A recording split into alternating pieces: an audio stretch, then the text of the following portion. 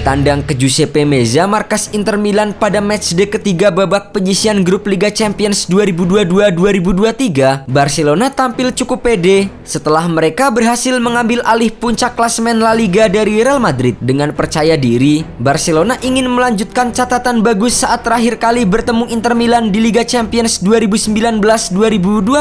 Saat itu, Barcelona menang 2 kali di Camp Nou maupun di Stadion Giuseppe Meazza dengan skor sama yaitu 2-1. Turun dengan skuad terbaiknya mengandalkan trio Dembele, Lewandowski, dan Rafinha, Barcelona langsung mengambil inisiatif serangan sejak menit pertama. Namun, Inter Milan yang tampil pincang di liga domestik justru mampu membuka peluang lebih dulu di babak pertama. Hakan Calhanoglu melepaskan sepakan keras dari luar kotak penalti di menit ke-7. Namun, gawang Barcelona masih selamat dari kebobolan usai Ter Stegen terbang menepis bola. Barcelona yang terus mendominasi permainan akhirnya memiliki kesempatan dari situasi sepak pojok Rafinha. Namun sayangnya, bola tandukan dari Christensen masih lemah dan mampu diantisipasi oleh kiper Andre Onana. Memasuki pertengahan babak pertama, tuan rumah mulai bisa keluar dari tekanan Barcelona. Pada menit ke-28, Joaquin Correa berhasil lolos dari pengawalan dan kemudian mengecoh Ter Stegen dan mencetak gol. Namun,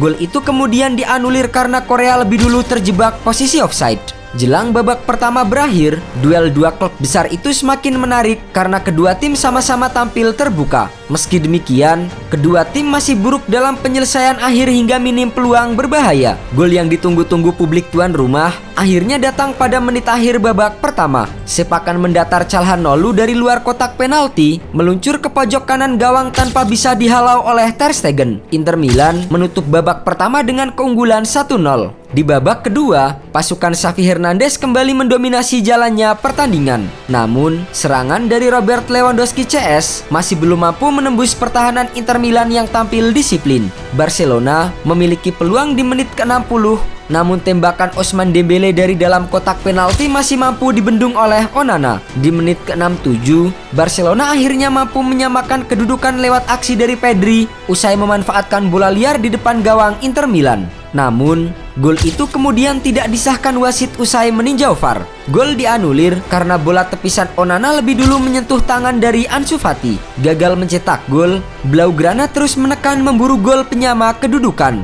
Namun sayangnya, serangan yang dilancarkan oleh Lewandowski dan Dembele masih belum mampu menjebol jala Inter Milan. Skor 1-0 untuk Inter Milan bertahan hingga pertandingan berakhir. Tambahan 3 angka membawa Nerazzurri ke peringkat kedua grup C dengan 6 angka. Mereka tertinggal 3 poin dari Bayern Munchen di puncak klasemen. Sementara Barcelona berada di urutan ketiga dengan 3 poin.